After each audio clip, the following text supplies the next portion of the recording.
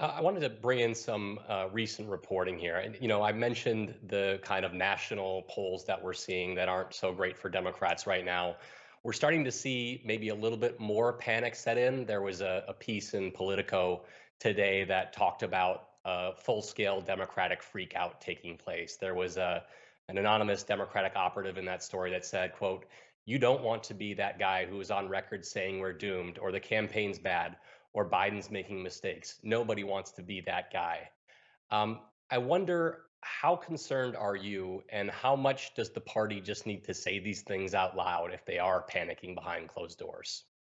Well, look, that's nothing new. We're Democrats. That's just what they do. I know that guy. It's my brother-in-law, probably. That's what we just. But the stakes are really high, and they're feeling that the stakes are really high. And look, when inflationary pressures coming out of COVID and those types of things, they're real. People are feeling that angst.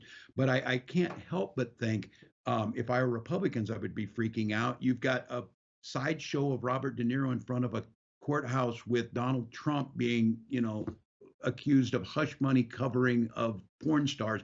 It's not even like it's real. And so I think that Democrats are concerned just because the stakes are so high. But I think what I would tell those pundits, and a lot of times, if you're really freaking out, it's because you're not on the ground doing the work. You're not witnessing the 18 field offices opening up in Minnesota, the Biden Harris campaign not taking Minnesota for granted. It's going to be close out here. We're not a given. We have the longest record of voting for Democrats of any of the states because we made the wise choice for Walter Mondale. But in all those years since then, it's been close. And we worked hard. So my message to them is, this is not that unusual.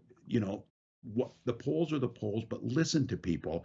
Make the case where Joe Biden is delivering, whether it's bringing bridges and construction jobs or the CHIPS Act, those type of things, and do the work.